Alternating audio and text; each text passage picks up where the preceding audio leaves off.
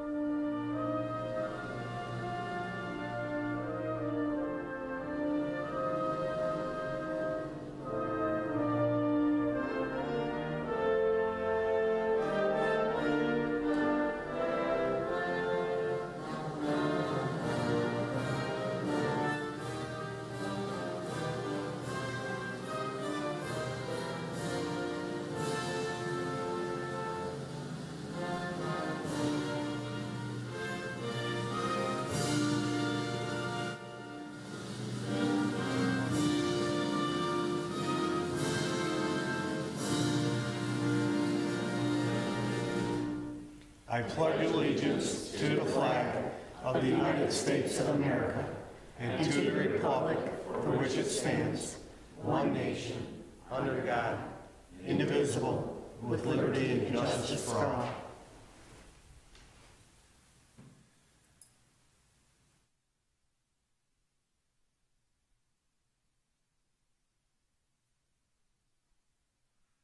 Thank you. Mr. Miller, if you take roll, please. Mayor Jacob. Here. Mayor Pro Tem Dolan. Present. Councilmember Karafotis. Here. Councilmember Squires. Here. Councilmember Earl. Here. Councilmember Witt. Here. Councilmember Lynch. Here. Right. Mayor, you do have a quorum with all 7 members present. Thank you. Okay, item 4 is the approval of the agenda. Mayor, Councilmember Witt. I move to approve the agenda as presented. Support. Support from Councilmember Earl. Discussion from council. From the general public.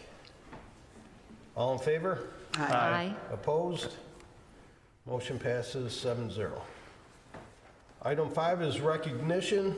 Come down there.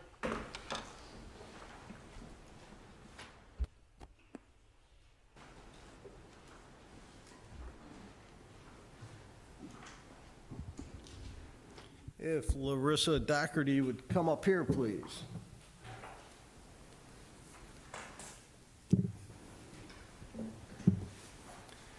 So this is Larissa Sky Doherty, and this is a resolution of recognition, June 5th, 2023. Whereas the Military Academy at West Point receives approximately 14,000 student applications per year, with 8.6% of the applicants being accepted. And whereas the U.S. Military Academy is the world's preeminent institution for leadership, development, and higher education. It is where America cultivates leaders for our nation's future generations. Being accepted for admission into West Point is an exceptional honor, and in every regard, a degree earned from West Point speaks volumes about a person's abilities. And whereas it is with great honor we congratulate Larissa Sky Doherty on her appointment to West Point this summer. And whereas Larissa is a leader among her peers and quickly garners the respect of anyone with whom she comes in contact with. And whereas during her time in the Girl Scouts, Larissa obtained the Gold Award, the highest rank of the Girl Scouts.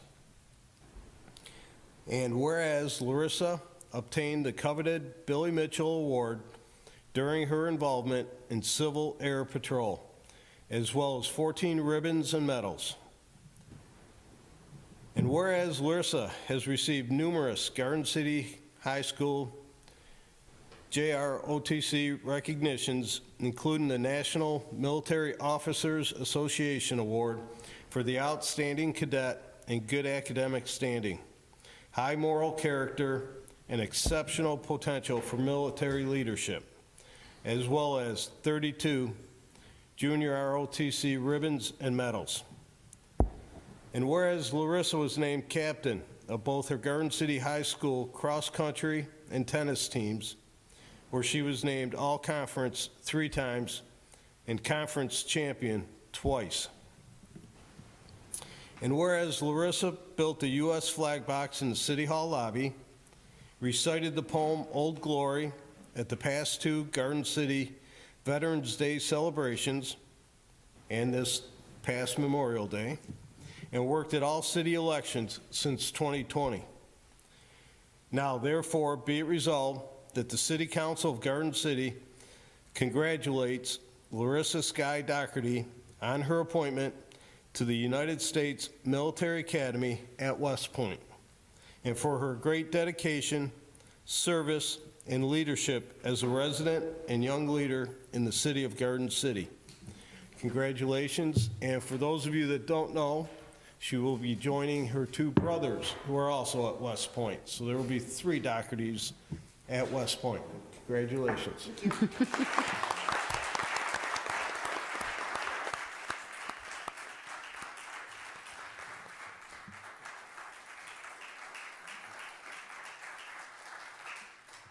I say anything? I just want to thank you, Mayor Jacobs, for this recognition. Thank you.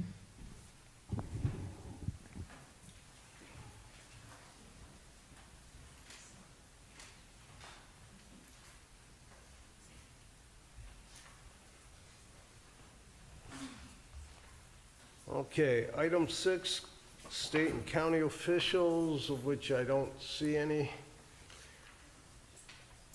Item 7 is a presentation from the Wayne Metro Community Action Agency, and that will be Ms. Hiva Hadis, who is the Assistant Director of Community Engagement and Outreach. And this agency is a program for income-eligible residents. Hopefully I said got your name right. Close enough. It was perfect. Thank you. Good evening, everyone. Again, my name is Hiba Hedus. I'm the Assistant Director at Wayne Metro Community Action Agency in the community engagement field. So a little, is the presentation? It should be coming. One That's minute. okay. I'll text them. So That's fine. Oh, there it is. there it is. Perfect. Thank you. Okay. So next slide, please.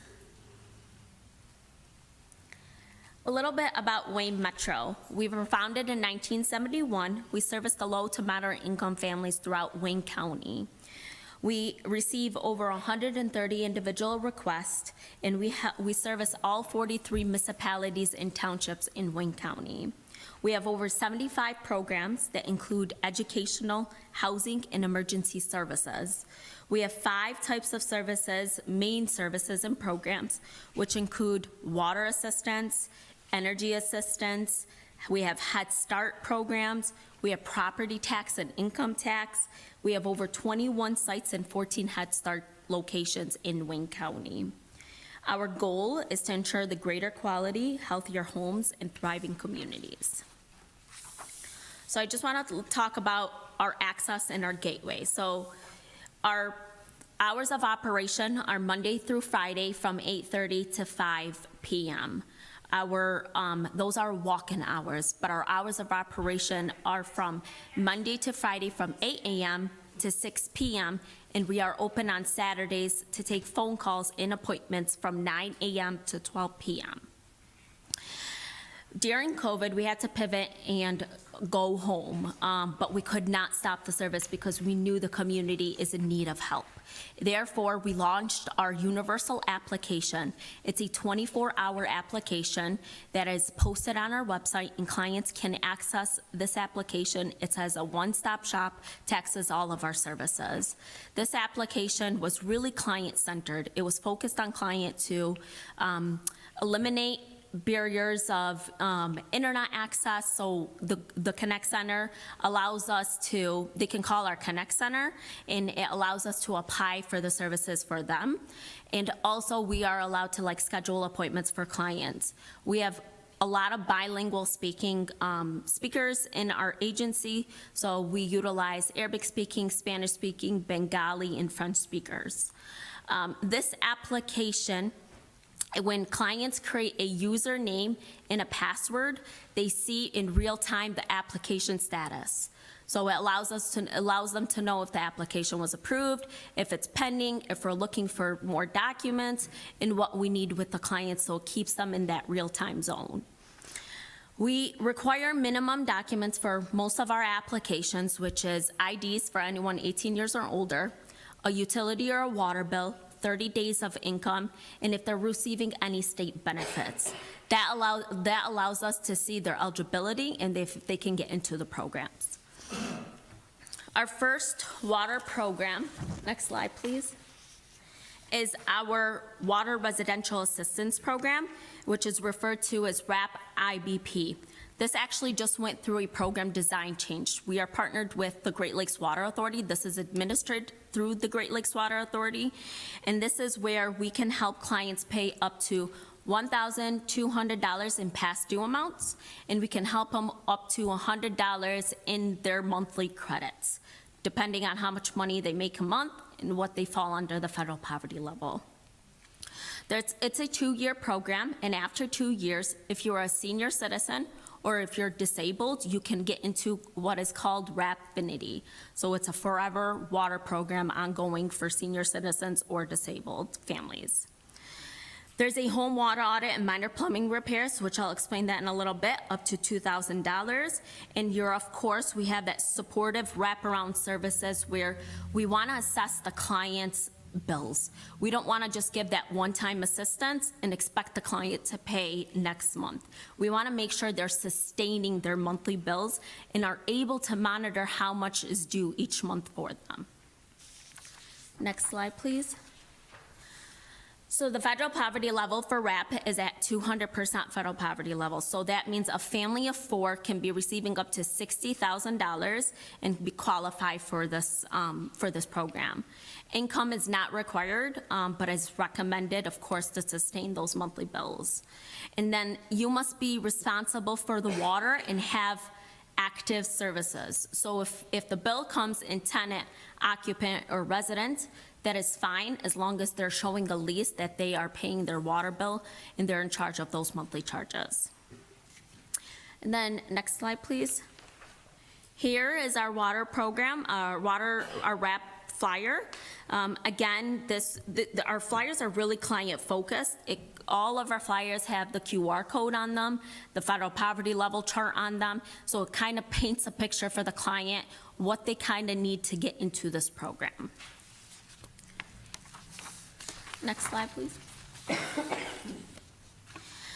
So in this, when we get a client bill, so for instance, if a client bill is at $300, but there's one person in the household, that means their bill is pretty high, their usage is high. So something is going on in the home because one person does not need to be paying that much. So what we look for is we have our special, next slide please, sorry.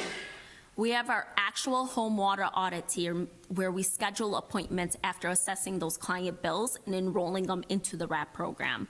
We'll put them on an appointment list. Our conservation team will call out, make sure that somebody is at home. They'll introduce themselves before they actually go to their home, and they tell them that I'm coming on this date, and this is my name, and this is what we're coming to do.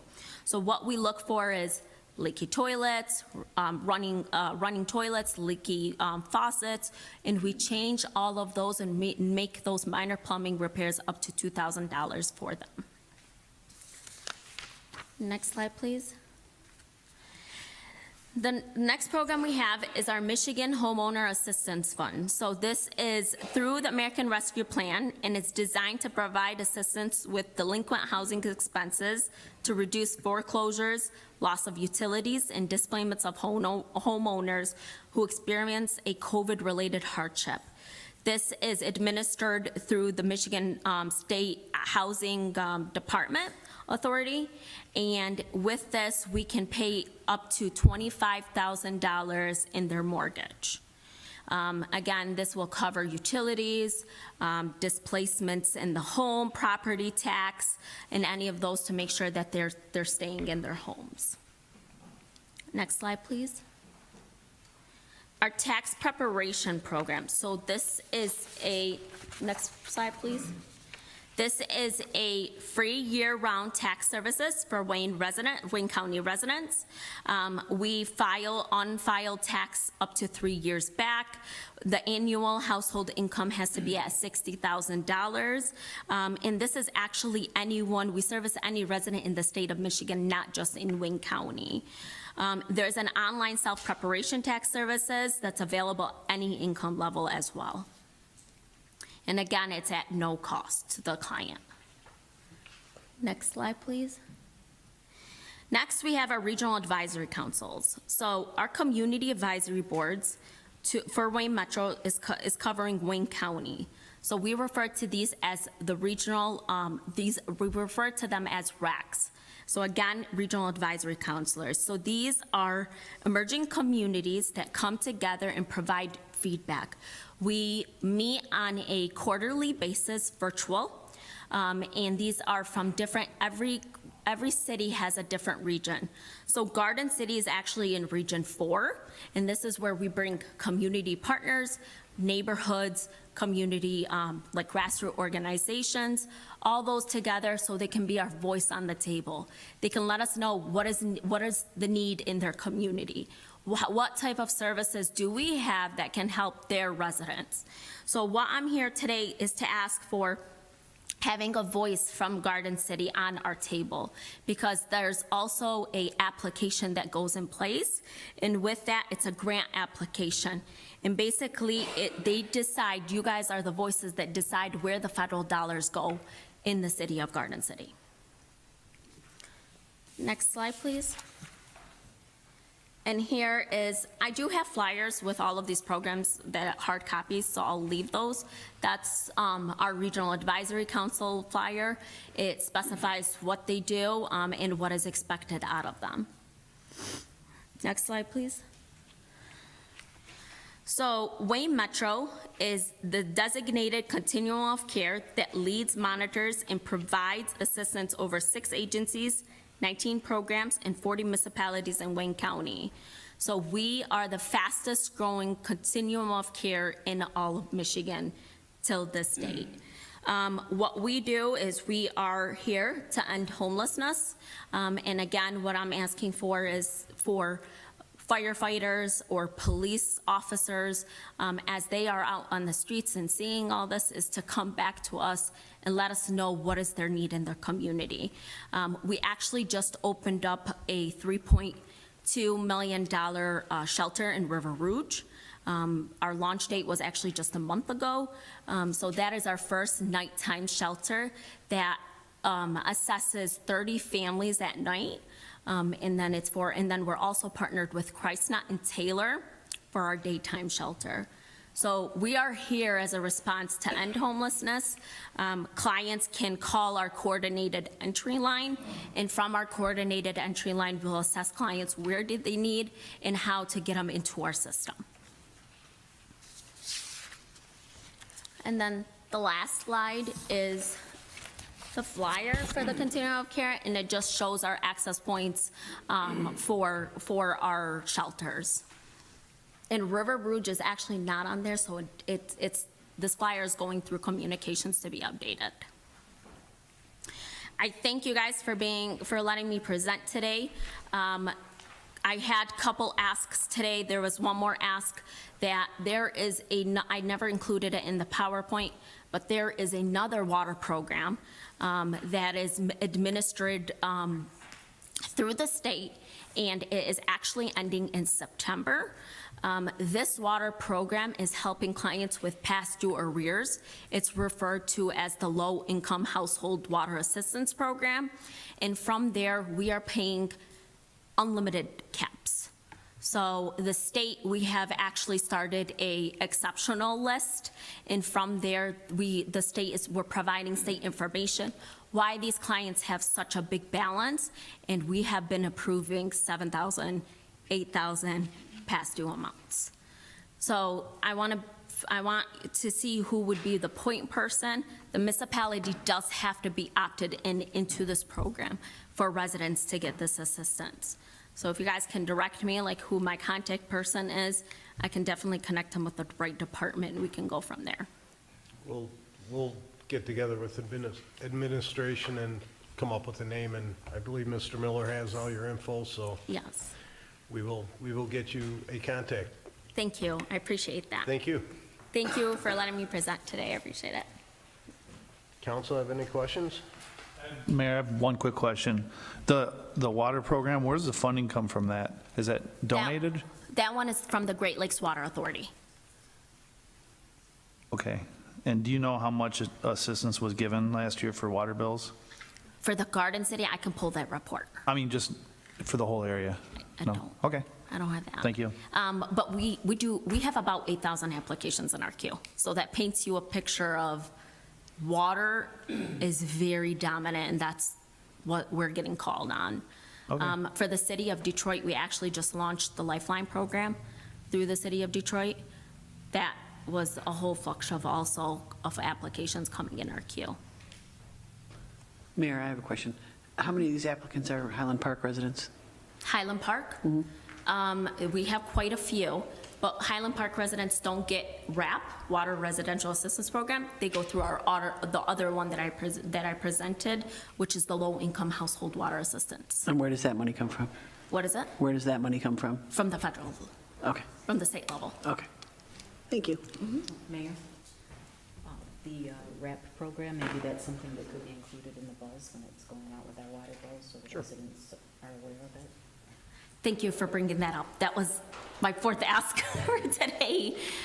We would love to be present in the water bills, just so they can have contact information to include they can get assistance if they're behind in their water bills, or even on the city's website. I think we have multiple cities that I will show you the link, how the cities did it and included us in their websites. Okay. Maybe. We do participate in RAP and also MyHalf, and we do provide that information to people that have high bills, slow pay. So we do that, but we can work on the link. I don't know if there's a link there or not, but we'll work on that for sure. Right? Okay, thank you. I have one more question. Can you tell us more about the grant you were talking about? The regional advisory councils. So the regional advisory councils, they make up 1/3 of our boards. So basically, again, it's like community partners or just voices from council members or anywhere in the community that come and share what the needs of the community is. What are your residents asking for? So we come and say, we come together and say, well, we have this service. Somebody else on another call might say, well, I have food assistance. Maybe we don't in-house. So this is where we just come together and just think of events or ways to get out into the community to facilitate those federal dollars.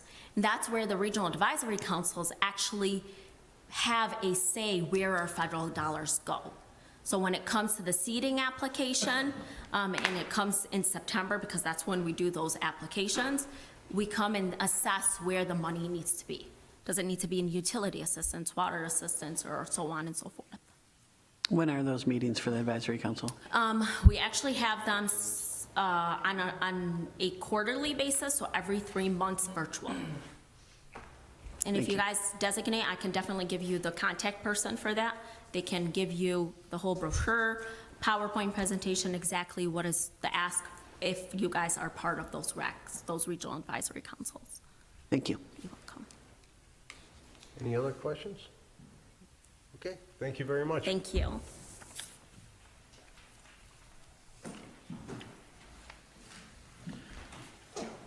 Okay, item 8, we have some community events.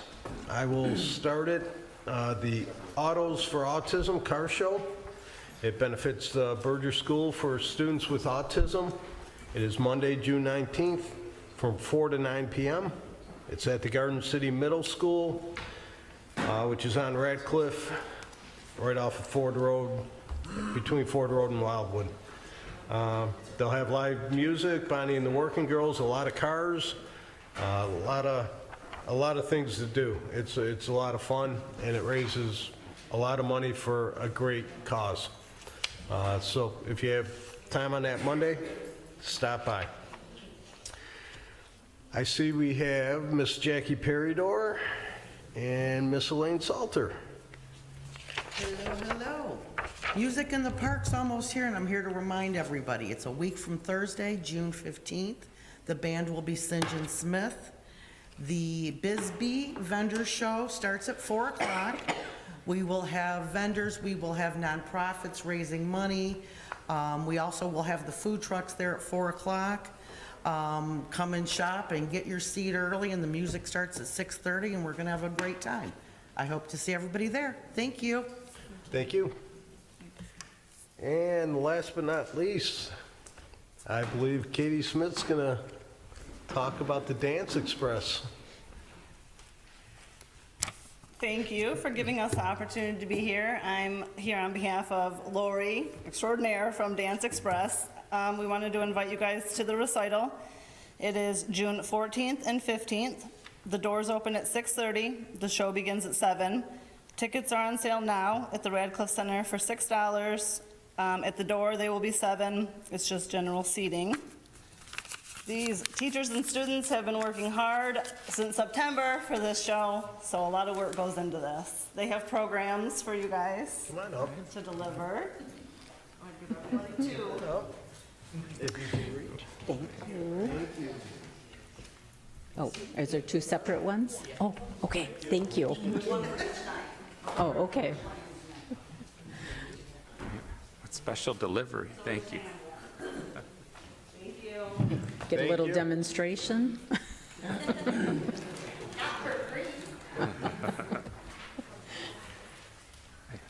Okay, item 10, public hearing. We have the 2023 sidewalk program. Mr. Omen, if you'd like to come on up.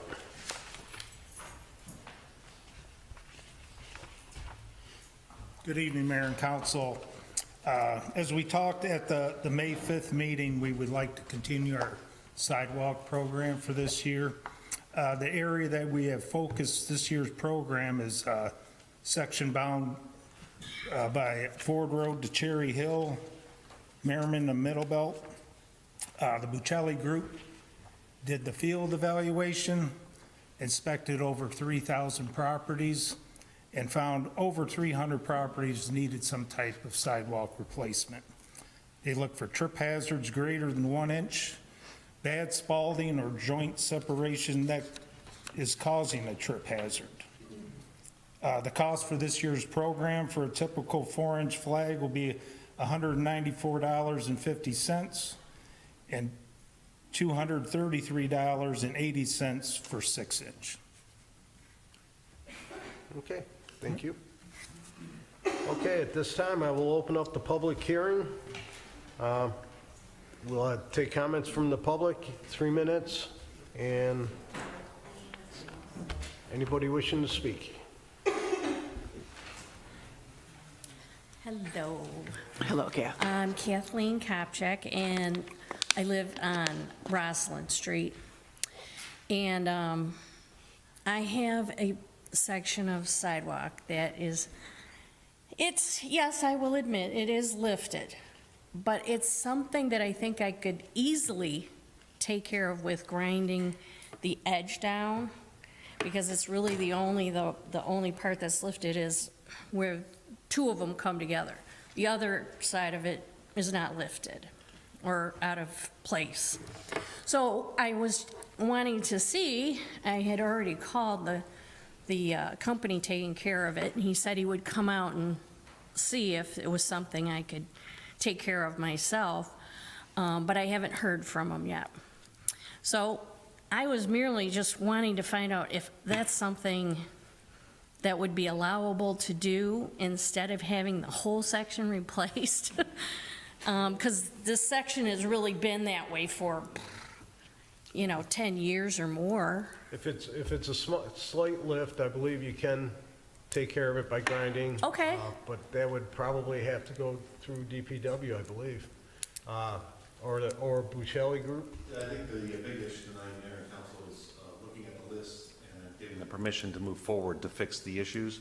But if a resident takes care of it themselves, there is no charge by us. And certainly if it's something that could be sanded, grinded down, that can be done. Or any other way to replace it themselves. You won't get a price cheaper than ours, just I'm going to say that even though it's not affecting you, by our bulk construction. But they would not be charged in any manner whatsoever if they take care of it themselves, even from this point on. We had a group last year, by the way, we formed it, and they put their own concrete in and said they did it themselves. So that's something that might be a pickle, but you take care of the issue yourself, there won't be any charge. Okay, and after I do the grinding, do I have to have the company come out and do another Yeah, inspection? just be in contact with the Public Works Department about your location, and we'll just take you off the list. Someone will just stop by and take a look at it, and it shouldn't be an Okay. issue. Yeah, because I actually took some pictures, and Yeah. I even took pictures of, in front of someone else's house that it wasn't marked, and it's basically like a roller coaster. So, if you want to charge me, then. you It's in the same definitely- section? Just It's curious. in that, yeah, it's on my street, Okay. so it's in the same. We'll take a look at that then. Yeah, but, okay. Thanks for telling on your neighbor, I appreciate that. Yeah, and just to let you know, well, they did have one of those easement trees taken out, Right. and that's probably why it was so bad. But it was just recently taken out this spring. And also too, just to let you know, this meeting was kind of in conflict with the deadline for signing the paperwork that you sent us. It's like the same day as this meeting, so if anybody wanted to, get that paperwork in early and wanted to make a comment, it's kind of the same day. So, thank you. Thank you. I would get with Mr., ma'am? Ma'am, hello? I would get with Mr. Ullman before you leave and just give him your address to make sure he has Okay. it. Sure. Bright yellow shirt. Thank you. Anyone else?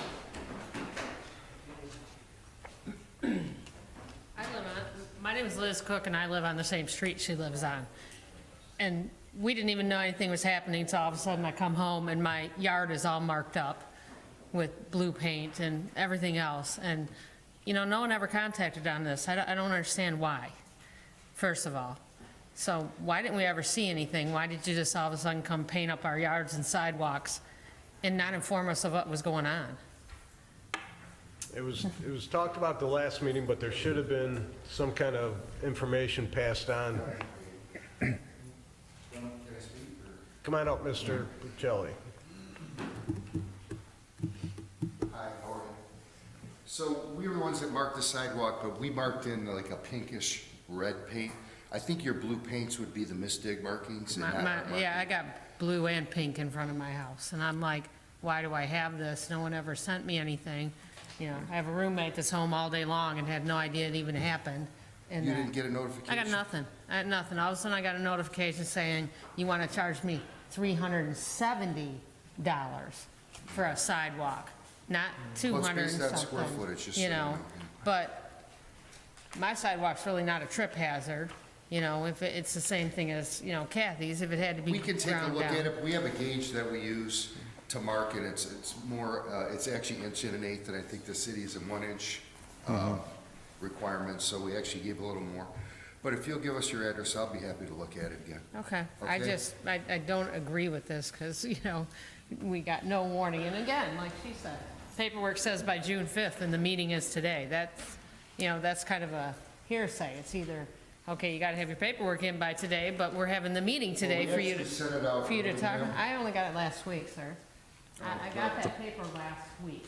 All right, we'll. So that wasn't We'll early. look at that in the future and make sure we get them out earlier, so people have more time to come So no before matter us. what we do, if we disagree with that, you're gonna shoot our taxes up that much money to pay for this, right? Well, if he goes out there, if you're saying it's not a trip hazard, Yeah, and You he walk goes, down my street, anyway, like she said, there's stuff not marked on the street in that is trip hazards. My sidewalk's not a trip hazard. But- okay, well, if you give him your address, he will come by.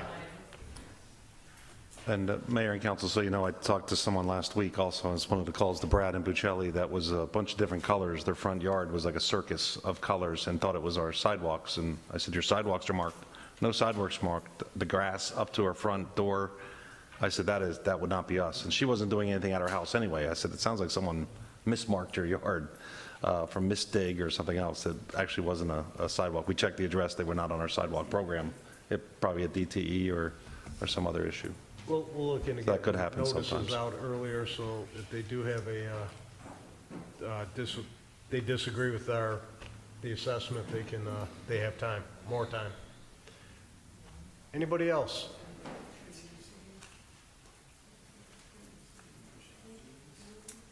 Brent Keimer. I'm on Marquette Street, just off of, in between Middlebelt and Brant. So I know my sidewalk is raised up, so I understand that. Will I be notified before work is done? Like, am I gonna get a call, or am I gonna come home and everything's dug up? And if I've, can I pull in my driveway, or I would like to know ahead of time when the work is gonna be done. So generally, how we do it is if it impacts your driveway, we'll notify you. Okay. But if it doesn't impact, we don't notify. But if you want to be notified, we'll be more than happy to take your name and address and notify. Yeah, that would be nice. And then just because the driveway and the sidewalk is, and I have it where it's just looks like just the one pad. One So if pad, that gets okay. raised up and they decide, well, it's not enough and we need to raise the next one, how does Right. that work? Well, if we can't put a new sidewalk in and impact and make another trip hazard, so possibly it would have to be, we'll assess it, Okay.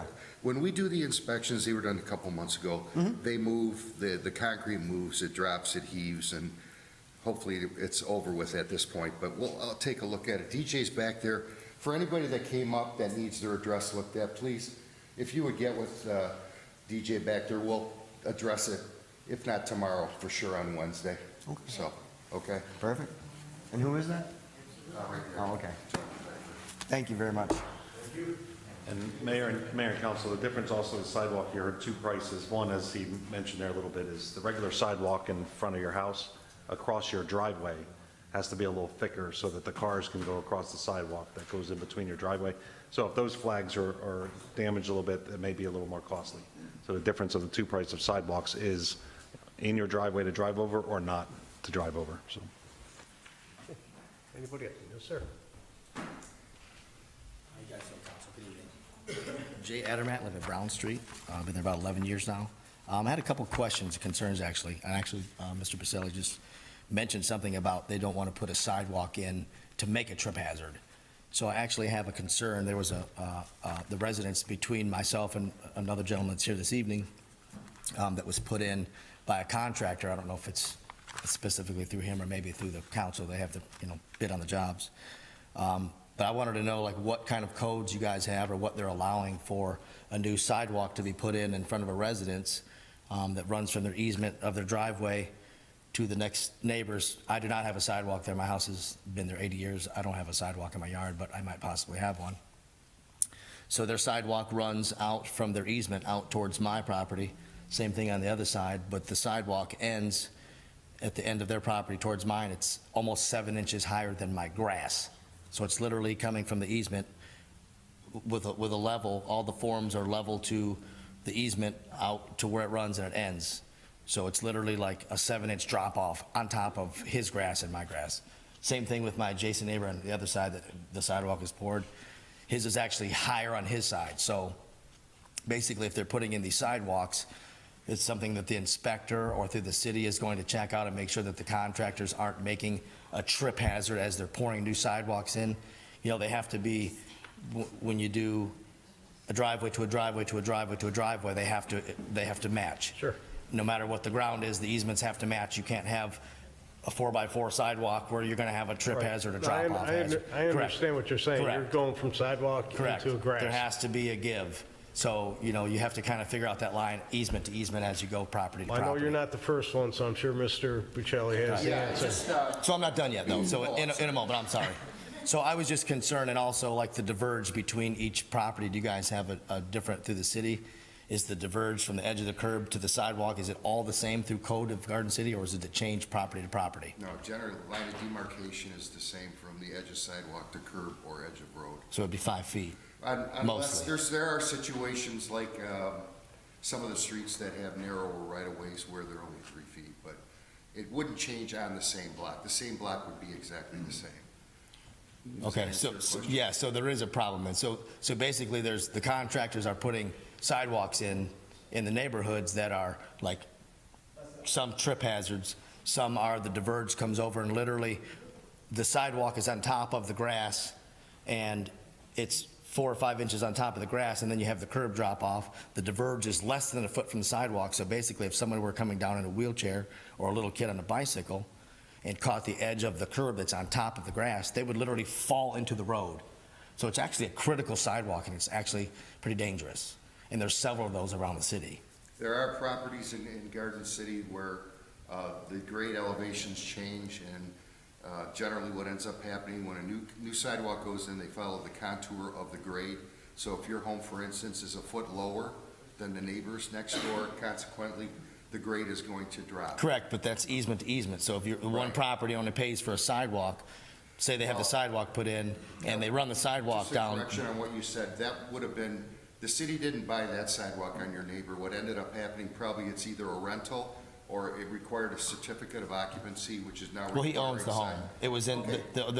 the previous owner had it in the contract that it would be paid for up front. So when the new owner got it, he had to put the sidewalk in. But that's the reason the sidewalk was put, in other words, the city, this No, program isn't Correct, that correct. program. That's not why I'm asking if there's any, a height or a code with a contractor putting in a sidewalk that has a drop-off that's actually, I was just going off of your point, that's actually making a trip hazard for somebody coming up.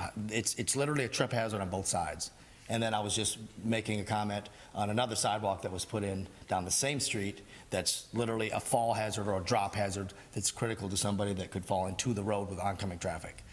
That was a concern. So I just didn't know if there was a code, a height code, and if so, you know, the inspector on both of those occasions passed both of those sidewalks, because one of them's my neighbor, said that the sidewalk passed. So I don't know if the inspector is familiar with what the drops are supposed to be, or the diverge for each yard or property The lines. inspector should know.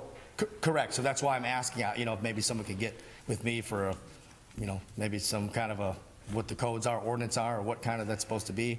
I mean, I've never seen, I've been doing concrete for 26 years, not trying to, we've talked on the phone before, but I do a lot of sidewalks for the city of Detroit, Ann Arbor. I've done many hundreds of sidewalks, and I've never poured a sidewalk on top of grass or anything that's higher than a curb that could make some kind of a fall issue. or This is something. part of the public hearing is for the replacement of sidewalks that were marked. And I think we're kind of going off topic. I understand that, but I just So wanted to bring it up If you give the because it's- addresses regarding those to Mr. Pacelli, then Sure. we can look at those and Sure. see He what wasn't the what contractor occurred. that did that, but. Correct, but he is the inspector for the city for engineering services Okay. for that too, so. Okay. I guess I might said help thank you us. very much for your time. Thank you. I appreciate it. Thank you. Anyone else? Anyone else on public comment? Public hearing. I just have a quick question.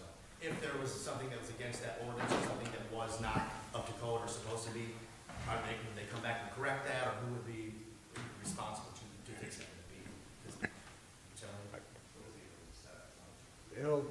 Yeah, it's off subject right now, but Mr. Bucelli can answer that with his building department. Okay, I will at this time close the public hearing. What's that? And we will go to item 11, the consent agenda 1 and 2. Councilmember Witt. I move to approve the consent agendas, items A, 1, and 2, as presented. Support. Support. Councilmember Squires. Comment from the table?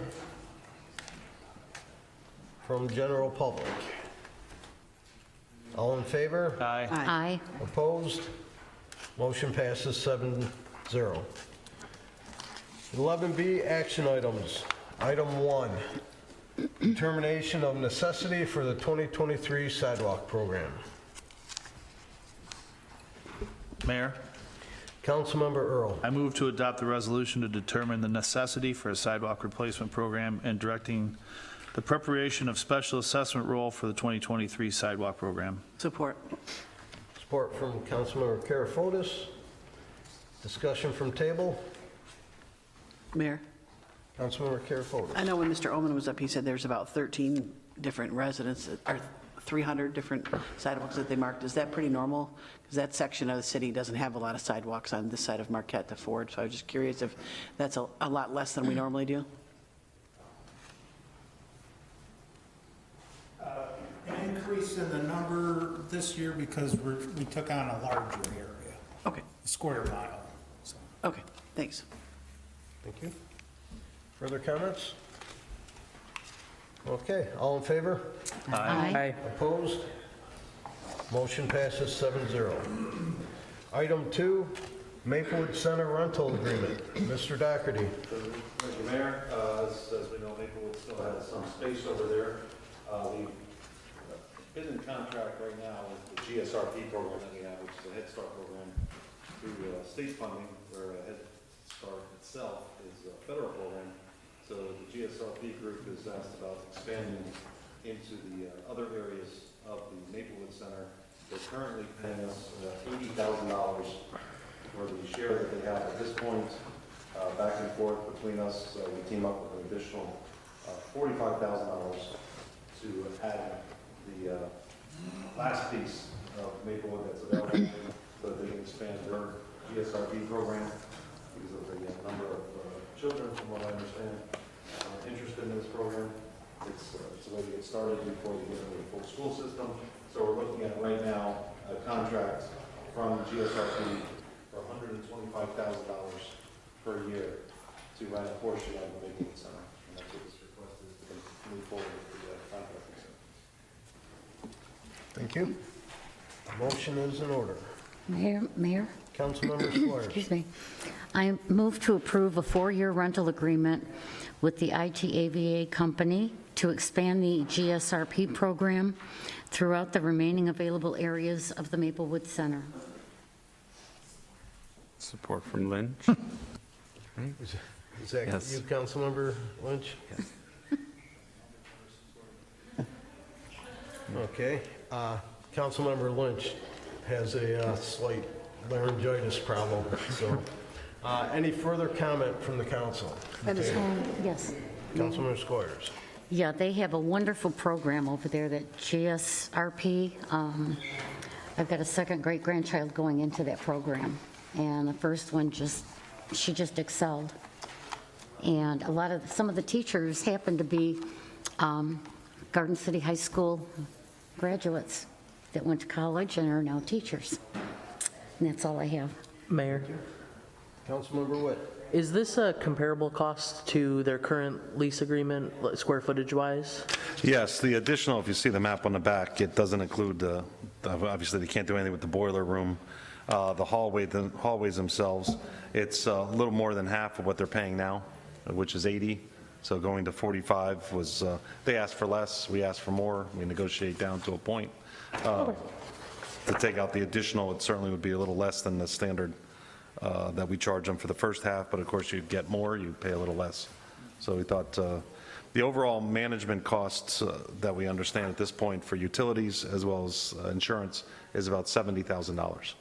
So this group now would be paying us $125,000 just for their rental space, along with the library's rental space.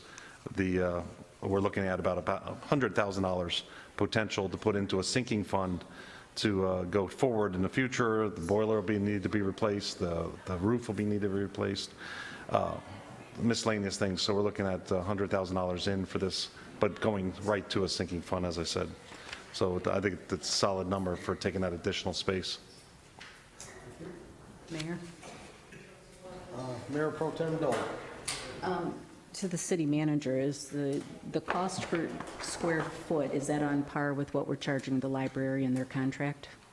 The original one, yes. I remember we had emails that went back and forth with the library. The difference a little bit was you're looking at a lot of hallway space. Hallway space you can't do a whole lot with.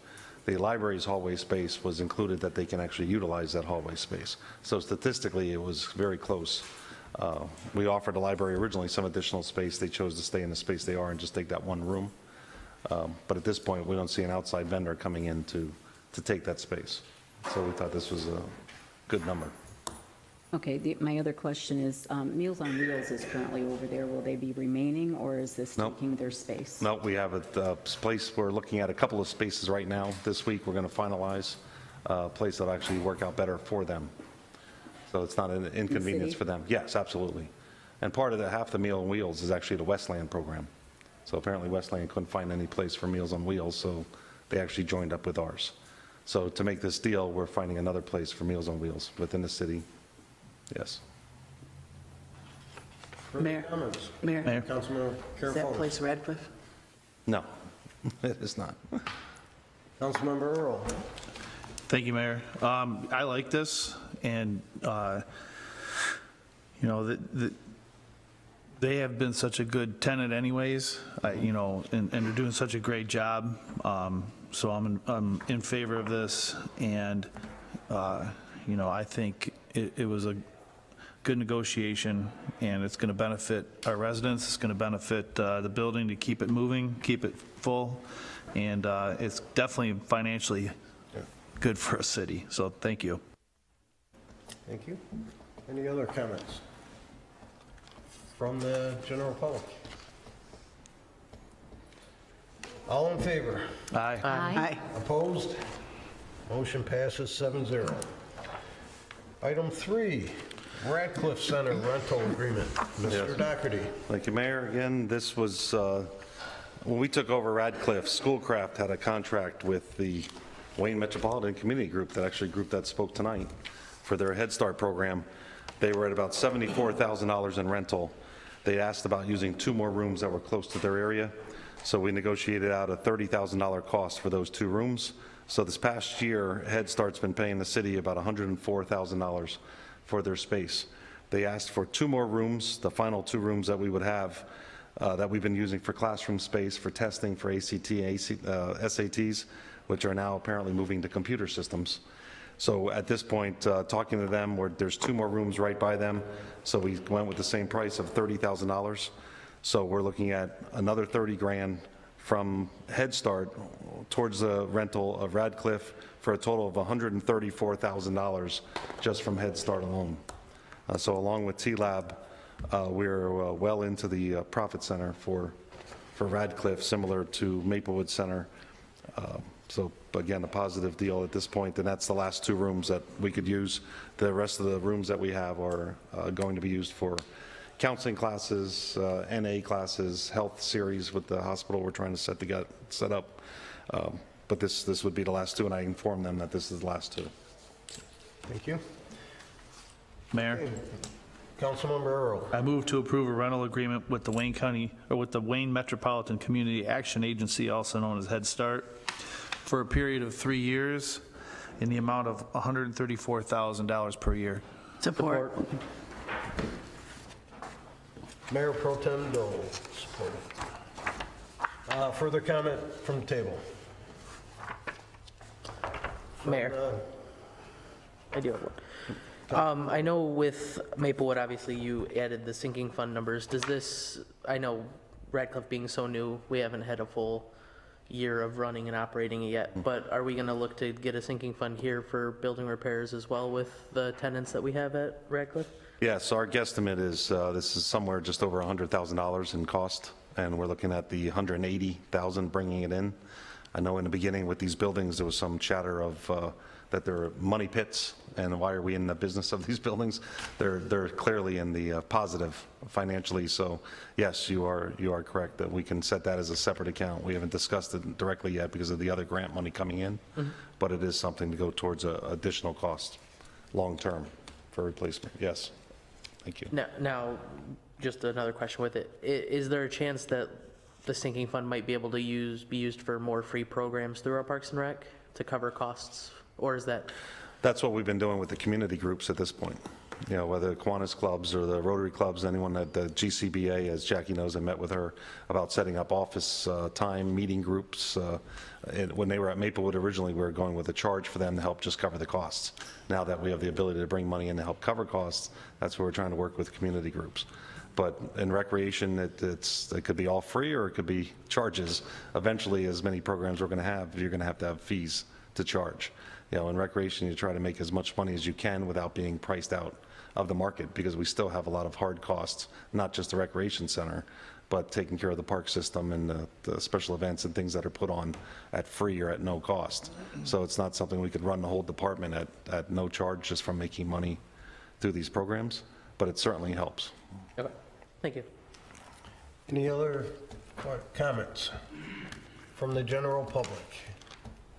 All in favor? Aye. Opposed? Motion passes 7-0. Okay, item 4, Radcliffe Security Camera Project Bids. Zach Witt. Would you like to come on up?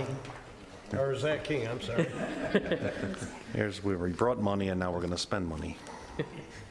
Good evening, Mayor and Council. Before you is a bid to expand on the physical security of the Radcliffe Center.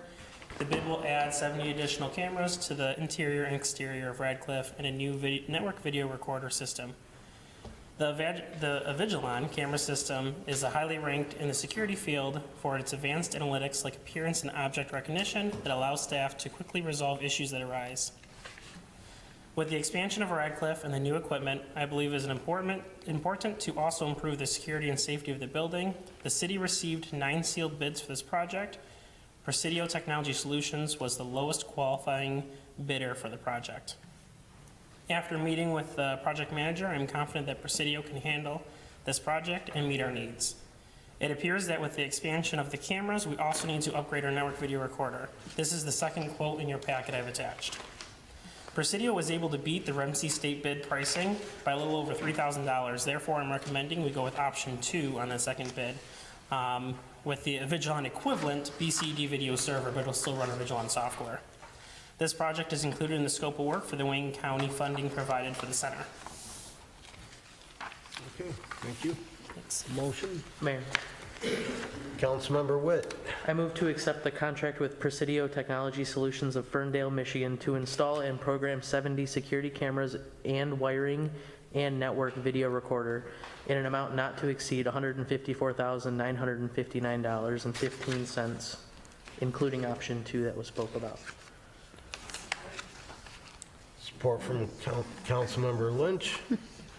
Further comments from the table? Mayor?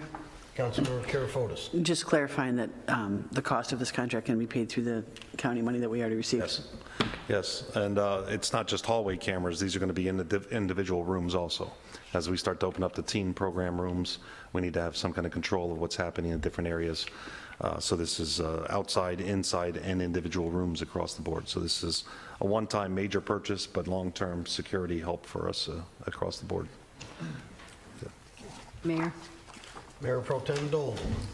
I just, out of curiosity, I'm wondering on this final page, Zach, there's a highlighted line, but there's no indication why it's highlighted. So that final page is the REMC state bidding, state bid. So that's the price, that's option 1 on the second quote you have. Okay. So that's just proving that's what the state bid says, and we were able to beat that price by a little over $3,000 by going with a equivalent server, but not Avigilon. Okay, so the fact it's highlighted means nothing. Yeah, it just proves that it's on the state bid. Okay, all right, thank you. Okay. Any further comments from general public? All in favor? Aye. Opposed? Motion passes 7-0. Okay. Item 5, 80/20 Employee Health Care Opt-out Resolution. Mr. Miller. Good evening, Mr. Mayor and members of the City Council. This is a yearly resolution that we are required to pass to comply with the requirements from Public Act 152 of 2011. And this is where public entities required their employees to pay a portion of our health care that we received as a benefit from the city. If we choose not to do that, then the city has to opt out of that requirement, which this resolution would do. At the time, with the collective bargaining units, it was a decision made that the collective bargaining units and all the employees would increase 6% more as a contribution to MERS, as opposed to making it a total of 12, which is all based on salary, 12% of our salary, in lieu of paying for that 20% of their health care.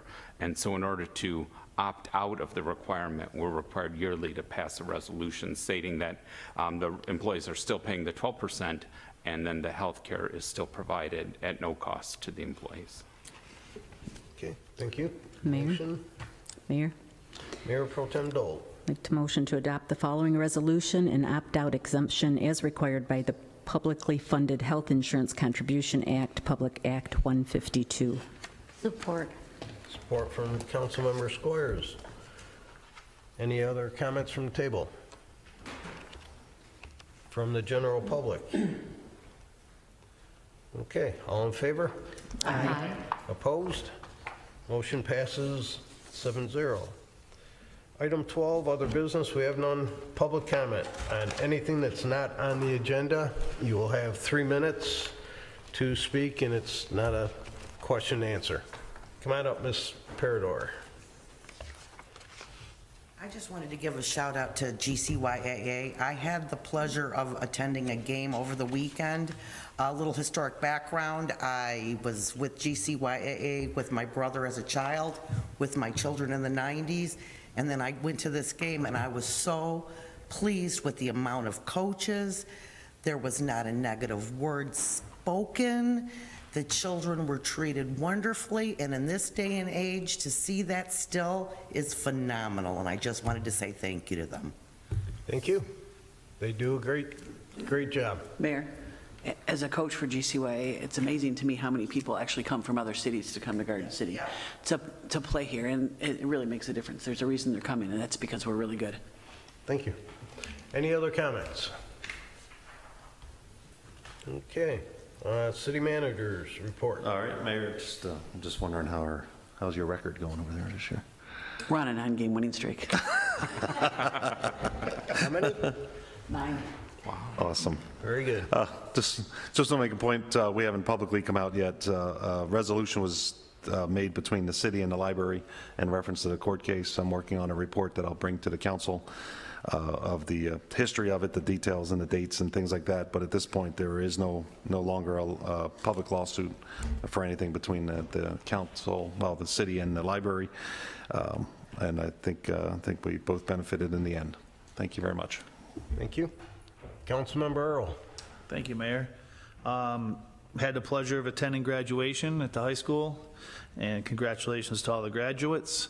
Congratulations to the sports teams as they went through their districts and regionals. I do know that the track squad went to states, and the girls relay actually set their best time of the year and set a personal record, and unfortunately did not win states, but they did a great job. So congratulations to all of our graduates, to our athletic participants, and that's all I have today. Thank you. Councilmember Karafotis. I have a few things. I'm sure we were all contacted, but a few residents have commented recently on Facebook and then personally sent messages about they think there's a large amount of people that smoke marijuana at Garden City Park, and even though it's legal, some residents are concerned that those people are driving afterwards. So I'm wondering if there's something that we could do to address these drivers who are under the influence like we do drunk drivers. I'm hoping our chief of police will have some really good ideas to help with that problem. Another thing I wanted to ask about, during our budget meetings, I asked our finance director about what our miscellaneous revenue was from, and he gave me a list of some things, and one of them was interest from our investments. And I realized that since I've been on council, I haven't really heard a lot about our investments. So I pulled out the big binder that I got as a council member and found that our policy is in there for investing. And it actually says that the treasurer shall submit to the city manager and council a weekly investment report that shows investments along with a summary report of cash investments, that kind of thing. It also says that if there's any kind of loss that we should know about immediately through the city manager and council. And it says that the investment policy should be adopted by resolution by the council. I'm not sure if that's been done. I don't remember that since I've been here. It may be in part of the budget. I don't know. And I think that maybe every week obviously is a stretch because we don't have that much time to do that, but maybe we should be getting some kind of report about our city investments at least when we have a meeting twice a month or once a month. I think that that there's a lot of things like this, the managerial audit, the master plan, that's all in our charter and we're forgetting to do it. And I think that we need to take a hard look at our charter and decide either we're going to do these things like we're supposed to or we're going to change our charter. So I just think that's very important that we're following the rules or we change the rules so that we can do the things and manage it ourselves. As a council, we're supposed to be doing this stuff and we're not. So I think that's important. And then this can be a hard one. I wanted to give my sincere condolences to the Phelps family in the loss of their mom, Betty. She was married to Frank Phelps. He was a Garden City fire chief. And Betty was quite a character. If you knew her, you loved Betty. And I'm sorry that our city's lost such a great lady. Thank you. Councilmember Squires. I have nothing tonight, thank you. Thank you. Mayor Pro Tem Dole. I just want to congratulate all of our 2023 graduates and wish them the best in their future endeavors, whatever those may be. I also want to thank the Garden City Garden Club for their efforts over at Garden City Park and also downtown Garden City planting the flowers and helping to make it a lot more beautiful when you drive through. That's it. Thank you. Councilmember Lynch, if you can I'm going to speak. try, because this one's important also. I want to send our condolences to the Hammond family on the passing of Connie. We know her in the neighborhood as Grandma Connie, and she's been there along with her large family and her grandkids and her great-grandkids, and she may even have had a great-great-grandchild over there. She's been there as long as I've been there, and I've been there since the house was built. So that's quite a while. So I want to send my condolences to the Hammond family, and also wanted to send condolences to the Felt family on the passing of Betty. That's all I have. Thank you. Thank you. Councilmember Witt. Mr. Miller. Yes, I do have one announcement I wanted to make. In the buzz coming up that you'll be getting in your water bill the next couple months, I put a request in there looking for election inspectors. I know it's a little ways off, but proposal 2022.2 made a great change to how the elections are going to be run in 2024, including 9 days of early voting. So we're looking for, of course, election inspectors to work the election, but we're also looking for employees that would be temporary employees of the city to work the 9-day early voting center. We're proposing to have the early voting center at the police station, centrally located. The lobby is open. It's required to be open for 8 hours a day for those 9 days prior to an election, except for the Monday before the election. But we're going to need at least 4 staff members that would be temporary staff members that would, of course, comply with the requirements of being an employee, but also comply with the requirements of being an election inspector. So if anybody is thinking ahead to 2024 and wants to join our team for that, I'm a little panicked already, so I want to make sure that we can get people lined up and trained. Really after Labor Day, we're going to kind of start that process for that. So if you know anybody that's recently retired, looking for something to do, it will be at least 27 days next year, plus training. It could be a good opportunity to be part of our democratic process. So thank you. Right. Thank you. I just have a couple things. I also want to send my condolences to the Phelps family. Jeff and my brother went to school, and we've known them since they were kids. So condolences to them. Congratulations to the graduates. Unfortunately, I could not make it. I was attending my son's wedding, so I look forward to, in the future, being able to make the graduation ceremonies, but I wish you the best of luck in whatever you do in the future. Garbage, I know it's still an issue. I think it's gotten a lot better. We're having many talks with GFL. And it's not just GFL. I've talked to other communities that have Republic, that have waste management. Westland, I believe, does their own. Everybody's having issues with getting workers in there. GFL has worked, I think, really hard at trying to get a resolution to the problem. It's not there yet, but it's 100% better than what it was. And I expect them to continue to get better and keep going forward. They've assured me they're in the process of training more employees to get them on the street. It's going to take time for them to still learn the routes, but again, they're getting better, but they're not where they should be. And I understand the frustration of a lot of the residents that are calling me and emailing me, and I get it, but they are working to get better. So please try to stay a little patient, and we are, between the DPW and myself, we are staying on top of GFL. So having said all that, this... Mayor, just want to correct. The finance director contacted me here. That's a second agenda of each month. It has the financial investing information in there, in the financial report. Okay. Part of that.